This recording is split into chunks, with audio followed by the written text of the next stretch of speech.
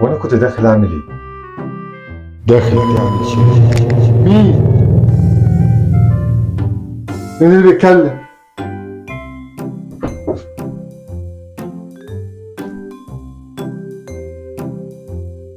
يا عم بقى ناقصة حوارات.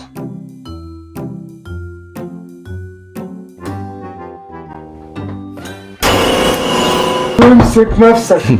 امسك نفسك انت يا عم الاول. ايوه بقى، مين ده اللي بيتكلم معايا؟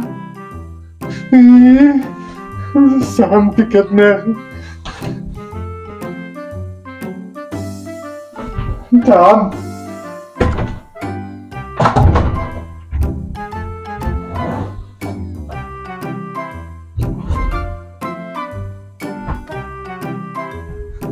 اقفل الثلاجة.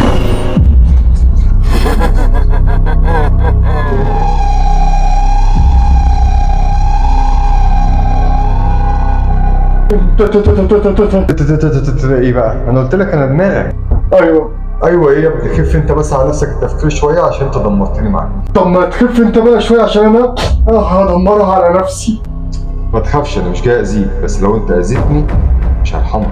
ما انا ايه، وبتفكر كتير ليه وساحلني معاك السحله السوداء ديت؟ انا يا ابني ما استحملش كميه المعلومات دي. عمال تفكر تحل مشكله ده ازاي، وتسافر هنا ازاي، وتدفع صوتك هنا ازاي، وتيجي منين. ايه تعالى معايا افهمك، انت بتنسى كتير ليه؟ لا ربنا يخليك، انا حلو هنا كده. لا هتيجي معايا. لا. عمرك دخلت تعمل حاجة ولما دخلت نسيت كنت عايز تعمل ايه؟ انت في مشكلة لو ما فهمتش كل كلمة في الفيديو ده. طيب ما تيجي تدخل معايا جوه دماغك ونشوف بيحصل فيها ايه. عندك نوعين: ذاكرة طويلة المدى اللي فيها الماضي واسماء صحابك، احداث حياتك، شغلك، طفولتك، ربنا يستر علينا ويسامحنا. وطبعا الذاكرة قصيرة المدى الوركينج ميموري، زي ما يكون عندك جهاز كمبيوتر او موبايل ويكون له مساحة معينة، عشان تزود حاجة على المساحة دي لازم تمسح حاجة تانية. ذاكرة يا صديقي صغيرة جدا، وزي ما جه في بحث جيورج ميلر عام 1956 ان المخ ساعتها بيشيل من فكرتين ل7 افكار. ومع تطور العلم والابحاث اثبت علميا في بحث نيرسون كوان عام 2001 ان المخ بيشيل لحد 4 افكار بس. وعلشان تدخل معلومة زيادة المخ يمسح معلومة تانية من غير ما يقولها. وهنا تحصل مشكله، يعني انت في الصاله وعايز شويه ملح فتقوم تروح المطبخ، فتفكر وقتها في مشكله حصلت معينه او رساله حد بعتها لك مثلا، هتروح مشوار مهم، فتقوم مفكر او مخك ماسح فكره الملح ويحتفظ بالفكره الاهم اللي هو المشوار. انت مركز معايا في الكلام اللي انا بقوله ده ولا انت ايه؟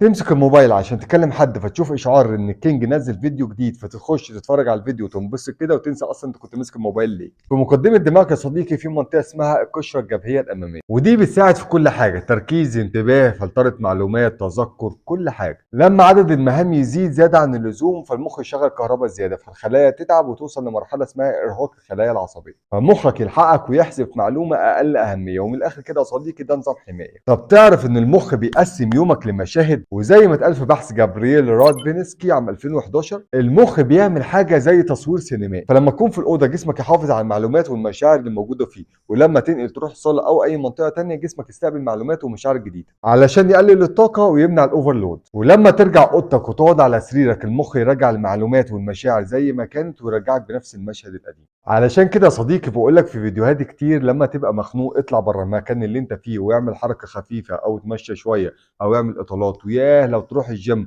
عشان جسمك يعمل ريسيت كامل ويساعدك وقت النوم على اعاده تاهيل اللي الضغط بوظه في جسمك طول اليوم. انت بس لو تسمع كلامي في الفيديوهات والله هتتدلع. طب ليه بتحس كده ان دماغك تقيله في اوقات معينه؟ دي حاله اسمها برين فوج، حاجه كده زي ضباب ذهني، دماغك مش قادره تستوعب المعلومات اللي داخله له. دي بتبقى بتحصل لما بيكون النوم قليل، التغذيه قليله، مفيش فيتامينات كويسه داخله جسمك، والتوتر زياده شويه، فتبقى حاسس ان دماغك تقيله. ولما حد يكون بيتكلم معاك فتوه منه وتبقى مش قادر تربط المعلومات ببعضها. انت مركز معايا في الكلام اللي انا بقوله يا ابني؟ انت فل قوي كده. وفي بحث تاني عام 2011 دي حصل فيها ابحاث كتير قوي، النوم القليل يخفض قدره الدماغ على تكوين الذاكره ويعطل الوركينج ميموري اللي هي الذاكره العامله اللي اتكلمنا عليها في اول الفيديو، ويقلل التركيز ويرفع التوتر. يا صديقي انت بتشحن بطاريه جسمك بالنوم. ما تنساش ان النوم الكفايه ليه اهميه كبيره جدا، ومنه بينظم الهرمونات ومنه هرمون الذكوره. ها هرمون الذكوره؟ ايوه اقف هنا. شفتني انت دلوقتي وركزت معايا؟ ها لا كمل منه، ده حلو، ده كمل. انت يالا مش سالك يالا. والنوم الكفايه بيساعد على اصلاح الخلايا والانسجه اللي انهارت من ضغط اليوم كله، ويبني العضلات في حاله اكلت كويس واتمرنت كويس. يبقى قوم نام يا صديقي بعد ما تقلب في الصفحه عندي وتشوف الفيديوهات. وفي بحث جايلوت عام 2007 بيقول ان الجلوكوز هو الوقود الاساسي للدماغ، ولما ينقص الضباب الذهني يزيد وعدم التركيز والنغاش اللي انا بقول لك عليها ديت تزيد معاك. طب ركز معايا ولا رحت مني تاني؟ التستوستيرون ده اتكلمنا عليه في فيديو تاني، روح اتفرج عليه على اليوتيوب يا حبيبي. تاخد شويه قهوه تفوقك. لما تعمل دايت قاسي دماغك تبقى ضايعه وتفكيرك بطيء وبتنسى كتير وتبقى عصبي، وده كله علشان جسمك داخله تغذيه قليله جدا وسكر شبه معدوم. جسمك محتاج سكر يا ابني. طب انت عارف تجيبه منين؟ انا بس عندك، انا هقول لهم. انا سكر الفواكه اول حاجه تلجا ليها وبنسبه معينه ومش كبيره، وابعد عن الحلويات. ومش بعد ما تقفل الفيديو ده تجري على المدلعه والبسبوسه. امسك نفسك. ركز في المصيبه الجايه دي. الكورتيزون بيعطل القشره الجبهيه الاماميه وبيخلي الدماغ يفقد القدره على التركيز واتخاذ القرارات، وده بيفهمك انت ليه بتيجي مره واحده وانت بتتكلم قدام الناس تتلعثم في الكلام والكلام يهرب منك وتبقاش عارف تجمع كلمتين على بعض. وزيها برضو في الامتحانات بتنسى المعلومات اللي انت مذاكرها وحافظها زي اسمك. هدي نفسك، غير مكان بسرعه، حرك جسمك شويه وظبط نفسك. وطبعا العلاج الاول روح صلي وارجع. ينزل الكورتيزول شويه اللي اصلا بيجي من التوتر والتفكير الزياده وترجع لحالتك الطبيعيه. واشرب ميه كتير عشان الجفاف بيقلل التركيز بنسبه 10%. فحاول ما تركزش في مواضيع وحاجات كتير المفروض تعملها في نفس الوقت. اشرب ميه من 2 ل 3 لتر في اليوم. نام من 7 ل 8 ساعات. دخل جسمك بروتين عالي، كارب معقول، ودهون قليله. وابعد على قد ما تقدر من الدهون والزيوت المكرره. اعمل حركه او تمرين بسيط كل يوم، وخد لنفسك 5 دقائق تظبط فيهم نفسك. 4 ثواني شهيق و6 ثواني زفير. استنى كده، برافو عليكم. ده هيساعدك كتير ويظبط معاك يومك. وبكده يبقى الفيديو بتاعنا النهارده خلص. خش على الصفحه عندي على الانستجرام واتفرج على كل الفيديوهات اللي فيها، هتلاقي فيها معلومات كتيره جدا هتنفعك وهتساعدك. وهسيب لكم كل المصادر العلميه في الفيديو ده، سيبوه لكم على البايو فوق. كان معاكم احمد الشيمي، بطل مصر والمانيا في رياضه الكيك بوكسنج. سلام عليكم.